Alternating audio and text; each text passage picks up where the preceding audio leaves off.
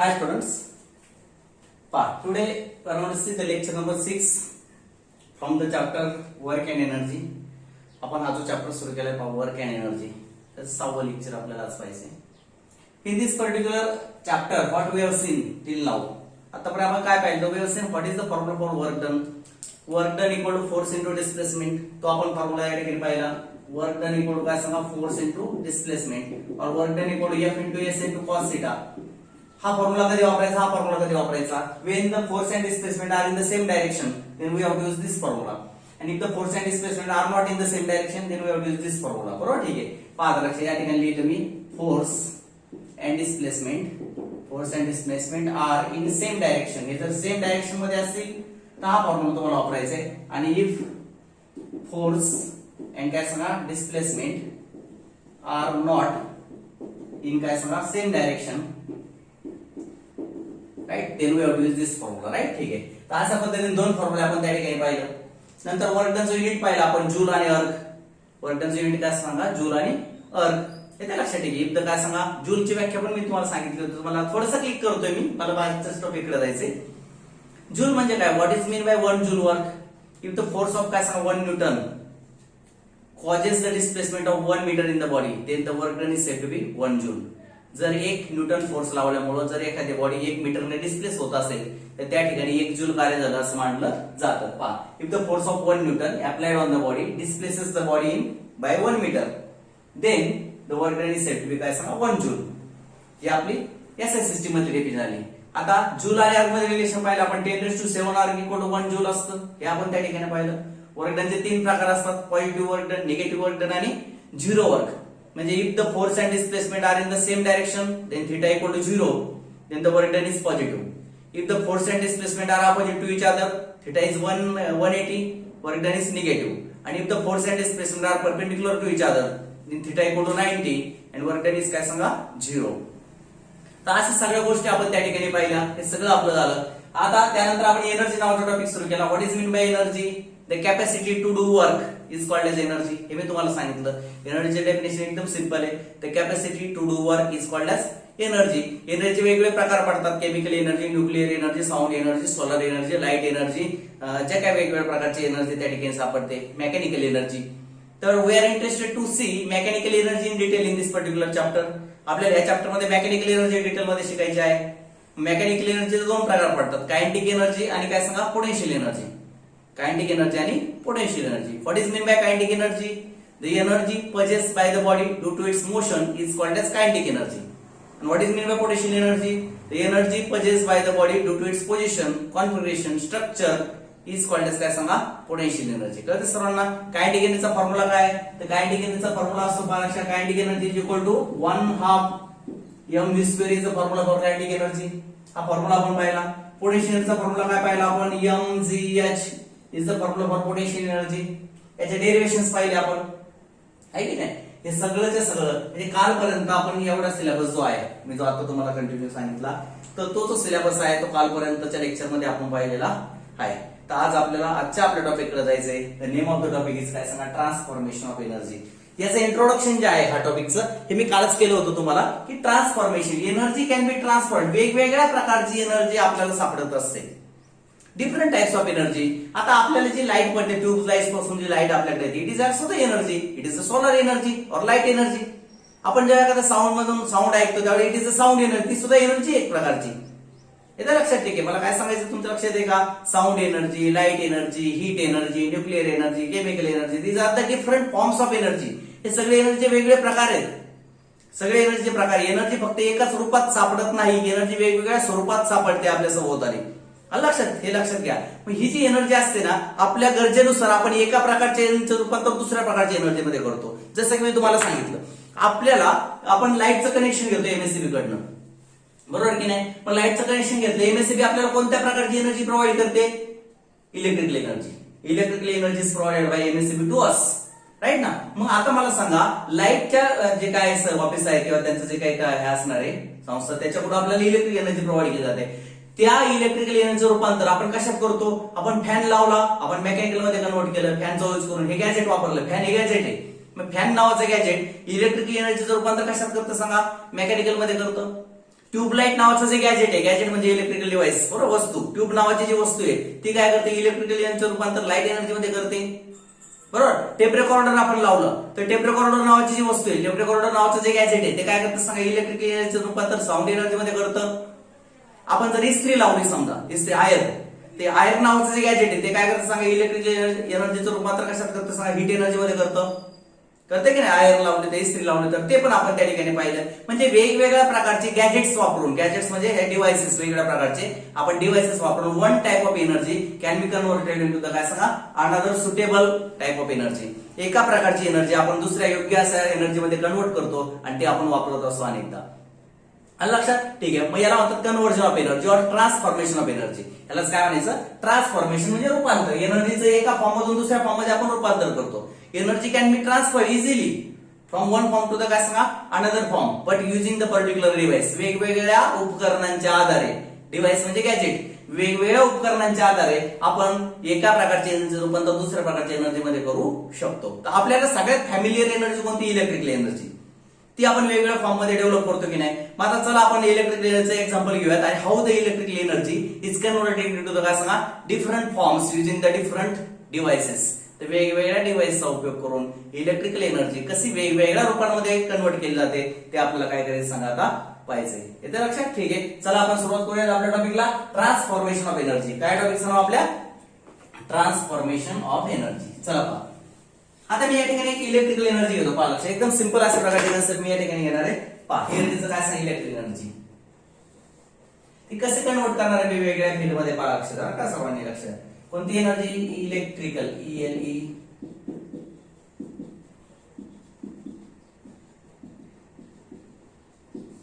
Electrical energy आहे. पहा लक्ष द्या.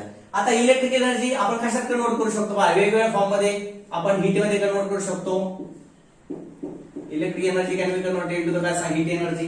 Electric energy can be converted into the काय सांगा, साऊंड एनर्जी. आपण साऊंड एनर्जी मध्ये सुद्धा त्याचं कन्वर्जन करू शकतो. Electrical energy can be converted into the काय सांगा, केमिकल एनर्जी. आपण केमिकल एनर्जी मध्ये सुद्धा कन्वर्ट करू शकतो. येते लक्षात, नीट लक्ष द्या का. इलेक्ट्रिक एनर्जी याचा असो कन्वर्ट केली तो काय सांगा, लाईट एनर्जी.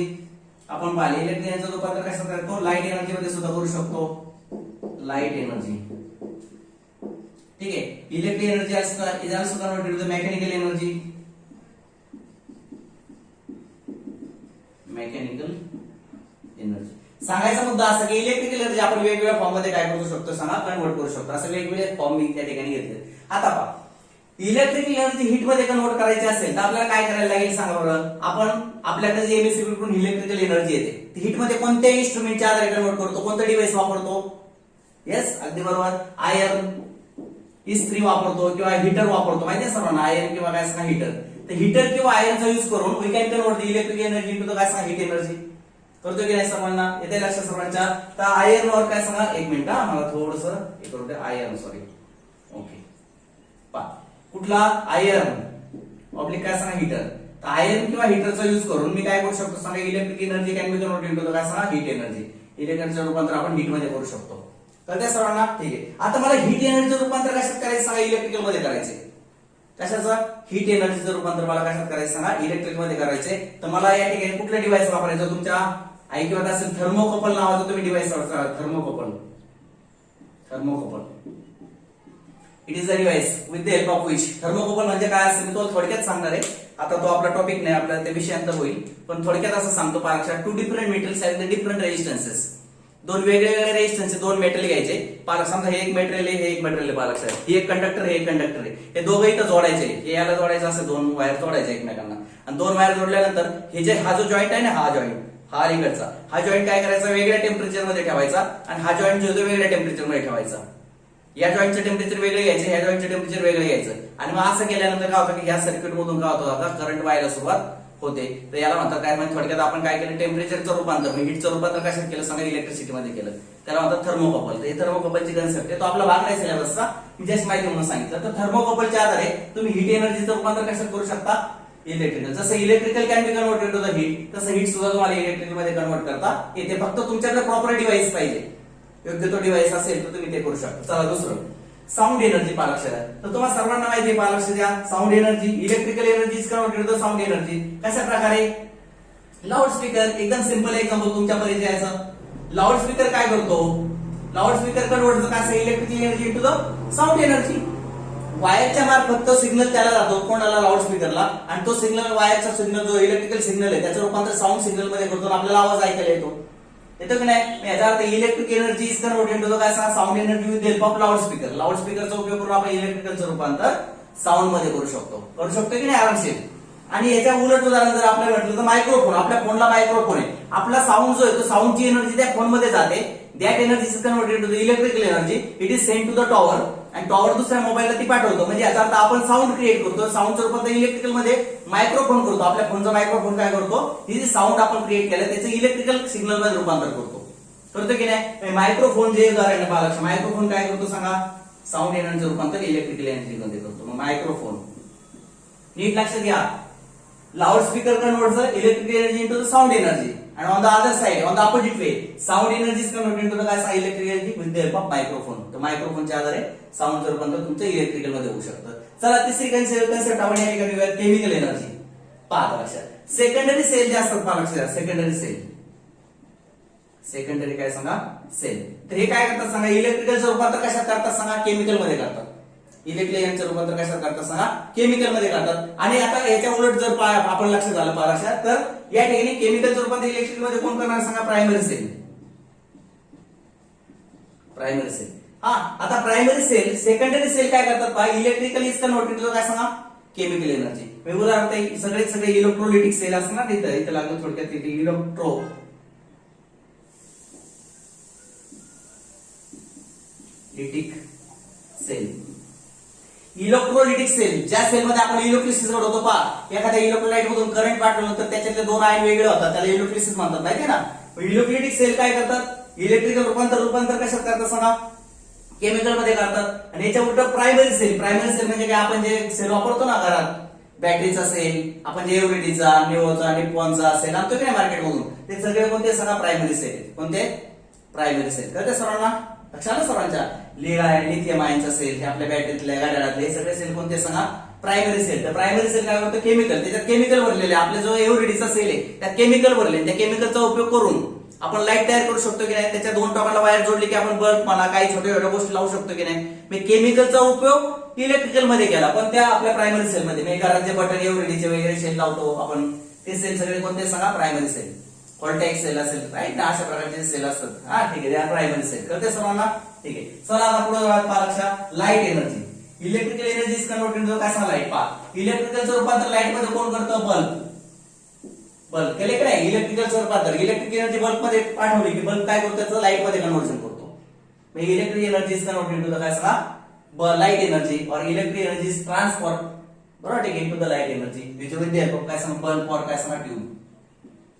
आणि त्याच्या उलट पहा लक्षात. Light energy can be converted to the काय सांगा? इलेक्ट्रिक. आता लाईट एनर्जी इलेक्ट्रिकल मध्ये कशी कन्वर्ट करायची लक्षात द्या. तर त्या ठिकाणी फोटो सेल किंवा फोटोव्होल्टाइक सेल तुम्ही ऐकलं असेल. Solar cell. चला एकदम सोपं उदाहरण. सोलार काय सांगा? सेल. सूर्याच्या लाईटचा उपयोग करून आपण इलेक्ट्रिसिटी बनवतो माहितीये सर्वांना? त्याला सोलार सेल म्हणतात. त्या म्हणतात पहा सनलाईट माहिती असेल सर्वांनी. सूर्याच्या लाईटचा उपयोग करून सुद्धा आपण इलेक्ट्रिसिटी बनवतो. मग सोलार सेलच्या आधारे आपण लाईटचा उपयोग करून इलेक्ट्रिसिटी बनवू शकतो. आणि लाईट इलेक्ट्रिसिटीच्या आधारे इलेक्ट्रिसिटीचा उपयोग आपण लाईट मध्ये कसं कन्वर्जन करणार? बल्बच्या आधारे. Bulb converts the electrical energy into the light energy. On the other side on the opposite way solar cell converts light energy into the electrical energy. कळतं सर्वांना? आणि त्यानंतर पहा पुढचं जे आहे ते मेकॅनिकल एनर्जी. काय? Mechanical energy. आता पहा मेकॅनिकल म्हणजे यांत्रिक ऊर्जा. लाईटचं रूपांतर फॅनचं उदाहरण पहा. फॅन घ्या, मिक्सर घ्या, किंवा मिक्सर घ्या किंवा इलेक्ट्रिक मोटर घ्या. कळतं सर्वांना? त्या सगळ्यांमध्ये काय केलं सांगा? Electrical energy is converted to काय सांगा? Mechanical energy. इलेक्ट्रिक एनर्जी कशात कन्वर्ट झाली? यांत्रिक ऊर्जेमध्ये झाली की नाही? फिरायला लागला काय फॅन? फिरणाऱ्या फॅन मध्ये कोणती आहे? Mechanical energy. त्यांनी काय केलं? इलेक्ट्रिक एनर्जी रूपांतर कशात केलं सांगा? मेकॅनिकल मध्ये केलं. म्हणून त्याला म्हणतात काय सांगा? फॅन किंवा मिक्सर काय करतो? Electric energy is converted to काय सांगा? Mechanical energy. आता याच्या विरुद्ध बाजूला आपल्याला काय पाहिजे बघा लक्षात. Mechanical into generator. पहा जनरेटर सर्वांना माहिती आहे. जनरेटर पाहिलं सर्वांनी? जनरेटर काय करतो सांगा? Mechanical energy. जनरेटर मध्ये इंजिन फिरतं. इंजिन फिरणाऱ्या इंजिन मध्ये मेकॅनिकल एनर्जी आहे त्याच्यामध्ये. आणि फिरलं ते इंजिन चालू केलं की त्याच्यापासून लाईट तयार होते. माहिती आहे सर्वांना? याचा अर्थ काय? जनरेटर मध्ये काय असं इलेक्ट्रिकल मेकॅनिकल एनर्जीचं रूपांतर इलेक्ट्रिकल मध्ये केलं जातं. तर अशा प्रकारे वेगवेगळे डिव्हाइस वापरून वेगवेगळे इलेक्ट्रिकल गॅजेट्स वापरून आपण एका प्रकारची एनर्जी दुसऱ्या प्रकारच्या एनर्जी मध्ये ट्रान्सफॉर्म करू शकतो. तर this is the topic called as काय सांगा ट्रान्सफॉर्मेशन ऑफ एनर्जी. कळतं सर्वांना? एनर्जी एका स्वरूपातून दुसऱ्या स्वरूपात कन्वर्ट करता येते आपल्याला सहजपणे. कळते सर्वांना? ठीक आहे. मग आता मला सांगा 100 जूल जर इलेक्ट्रिक एनर्जी आपण लाईट मध्ये कन्वर्ट केली, 100 जूल जर इलेक्ट्रिक एनर्जी कशात केली सांगा लाईट मध्ये कन्वर्ट केली, तर त्याची ज्या एनर्जी रूपांतर आपण इलेक्ट्रिक मध्ये कधी करू शकतो? Energy can be converted from काय one form to the another form. त्याच्यावरून आपल्याला एक काय सांगा law of conservation of energy शिकता येईल. पहा आता आपला पुढचा टॉपिक जो आहे, मी तुम्हाला हे सगळ्यांना समजलं. हा जो चार्ट आहे की नाही नीट लक्षात ठेवा बाळांनो, हा चार्ट तुम्हाला परीक्षेला येतो. How the electric energy is converted into the काय different forms and how it is transferred using the different devices. कसं वेगवेगळ्या पद्धतीने तुम्हाला किंवा मग असं मध्ये देतात आणि इकडे असं देतात तर इथं लिहायला सांगतात किंवा इथं फिल इन द ब्लँक्स जातात, इथे फिल इन द ब्लँक्स जातात, हे देतात हे भरायला सांगतात किंवा हे देतात हे भरायला सांगतात. अशा पद्धतीने तुम्हाला काय तर फिल इन द ब्लँक्सला म्हणा किंवा अशा प्रकारे हा क्वेश्चन हा परीक्षेला येऊ शकतो. लक्षात ठेवा. ते नीट चार्ट लक्षात ठेवा कसं कसं रूपांतर झालंय. तर हिस्ट्री काय करते इलेक्ट्रिकलचं हीट मध्ये करते आणि थर्मोकपल हीटचं इलेक्ट्रिकल मध्ये करतो. लाऊडस्पीकर इलेक्ट्रिकलचं साऊंड मध्ये करतो आणि मायक्रोफोन साऊंडचं इलेक्ट्रिकल मध्ये करतो. सेकंडरी सेल इलेक्ट्रिकलचं केमिकल मध्ये करतो आणि प्रायमरी सेल केमिकलचं त्याच्यामध्ये करतो. बल्ब किंवा ट्यूब काय करते इलेक्ट्रिकलचं लाईट मध्ये करते आणि सोलार सेल लाईटचं काय करतो इलेक्ट्रिकल मध्ये करतो आणि मिक्स फॅन किंवा मिक्सर काढतात इलेक्ट्रिकलचं मेकॅनिकल मध्ये करतात आणि जनरेटर काय करतो सांगा मेकॅनिकलचं इलेक्ट्रिकल मध्ये करतो. हा जो चार्ट आहे हा चार्ट नीट लक्षात ठेवा. Energy can be converted into the काय सांगा अनदर फॉर्म. मी तुम्हाला एक वाक्य लिहून देतो तो आणि हा चार्ट त्या ठिकाणी लिहून टाका. पहा using a suitable device electrical energy can be transformed into other forms and vice versa. vice versa म्हणजे उलट पण इकडून तिकडे तिकडून इकडे असं पण आपल्याला करता येतं. म्हणजे energy can be converted from काय one form to the another form. That is आपण म्हणूया पाहिलं that is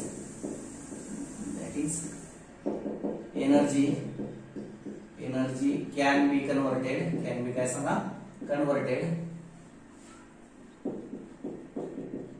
from one form to another form, from one form to another form. अशा प्रकारे आपण एनर्जी एका फॉर्म मधून दुसऱ्या फॉर्म मध्ये कन्वर्ट करू शकतो. तर चला हे जे आहे ह्याची एक नोट तुमच्या बुक मध्ये लिहून काढा. नोटबुक मध्ये लिहून घ्या. हे स्टॉप करा, पॉज करा किंवा मग काय करा सांगा त्याचा स्क्रीनशॉट काढा तुमच्या नोटबुक मध्ये राईट करून घ्या. आता मी जाणार आहे पुढच्या टॉपिक कडे. लक्षात घ्या मला शिकवायचे तुम्हाला law of conservation of energy. काय टॉपिकचं नाव law of conservation of energy. तर we are going to see that topic now. ठीक आहे. चला मी रब करतोय त्याच्यापूर्वी स्क्रीनशॉट काढा आणि नोट करून घ्या किंवा पॉज करा लिहून घ्या मग पुढचं लेक्चर पाच चला. ठीक आहे चला.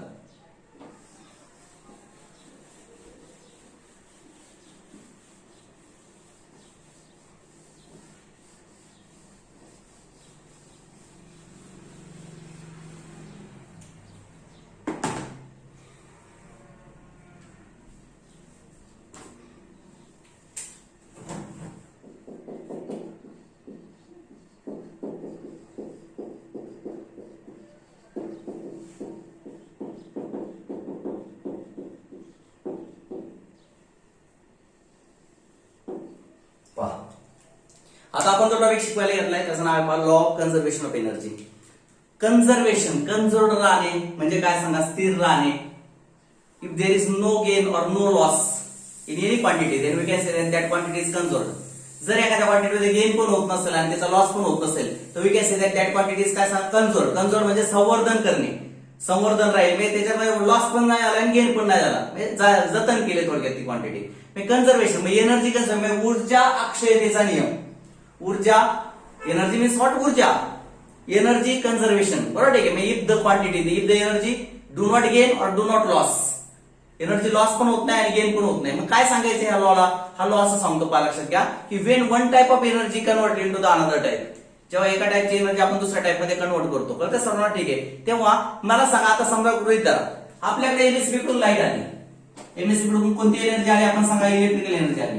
हा ठीक आहे, समजा इलेक्ट्रिक एनर्जी आली. आता आपण त्याच्यापासून काय केलं सांगा, बल्बला ती एनर्जी लावली. काही त्यातली एनर्जी कुठे पाठवली आपण सांगा, बल्बला पाठवली.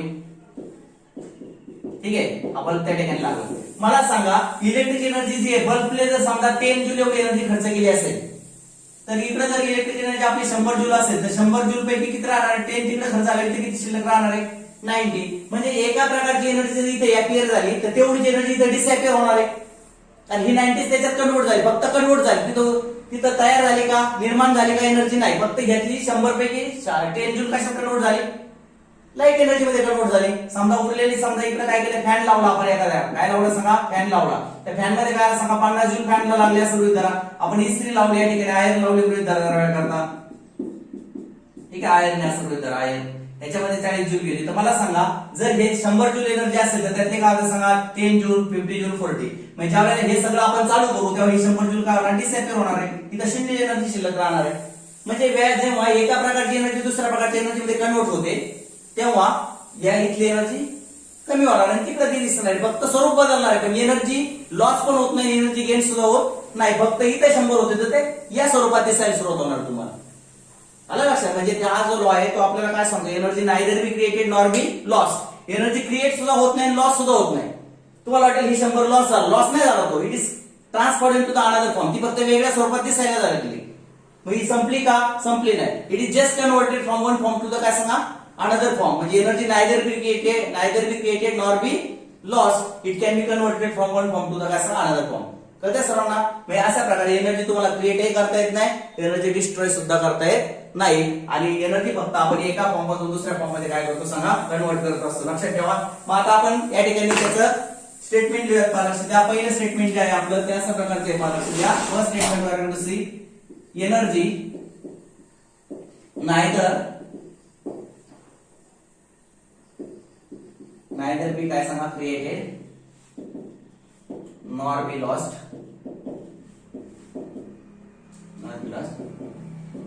it can be just converted from, ती फक्त काय केलं जाते, from one form to another form. काय सांगितलं नीट लक्षात घ्या. Energy neither be created nor be lost. Energy क्रिएटही करता येत नाही आणि एनर्जी काय सांगा लॉस सुद्धा करता येत. एनर्जी तयारही करता येत नाही, निर्माणही करता येणार नाही आणि एनर्जी तुम्हाला खर्चही करता येणार नाही. म्हणजे लॉस सुद्धा संपणार पण नाही एनर्जी. कळते सर्वांना? ठीक आहे. ती फक्त एका स्वरूपातून तुम्ही दुसऱ्या स्वरूपात कन्वर्ट करतो माणूस एनर्जी तयारही स्वतः करत नाही आणि एनर्जी लॉस सुद्धा माणसाच्या होणार नाही. फक्त माणूस एका स्वरूपातून दुसऱ्या स्वरूपात कन्वर्ट करतो एनर्जी, ती वापरतो असं लक्षात ठेवा. त्यानंतर law of conservation of energy. कळते सर्वांना? ठीक आहे. दुसरा प्रकार, दुसरं स्टेटमेंट या सेकंड सांगतो. वेगवेगळ्या पद्धतीने हा लॉ लिहिता येतो आपल्याला पाहा. दुसरा लॉ असं सांगता येतो आपल्याला पहा, when one type of energy disappears,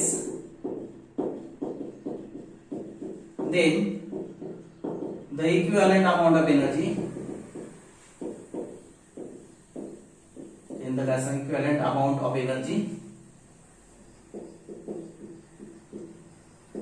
appears somewhere.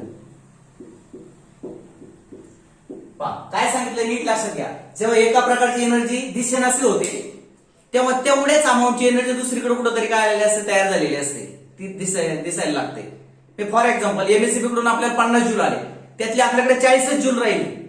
10 joule आपली एनर्जीचा लॉस झाला का, लॉस नाही झाला, तर 10 जूल कशात तरी कन्वर्ट झाले. आपण बल्ब लावला असेल, आपण ट्यूब लावली असेल, मग ती 10 जूल, जर 50 ची 40 राहिली तर 10 जूल कशात तरी कन्वर्ट झालेली असेल. म्हणजे जेव्हा एका प्रकारची एनर्जी डिसअपियर होते तेव्हा तेवढीच अमाऊंटची एनर्जी दुसरीकडे कुठेतरी अपियर झालेली असते. When one type of energy disappears, then same amount of energy appears somewhere. इथं जर आपल्याला काही एनर्जी कमी झाली असेल तर तेवढीच एनर्जी विश्वात कुठेतरी दुसरीकडे निर्माण झालेली असते. कळते सर्वांना? ठीक आहे. किंवा तेवढ्याच एनर्जी रूपांतर विश्वात दुसऱ्या तरी कोणत्या तरी अनदर फॉर्म मध्ये तयार झालेली असते.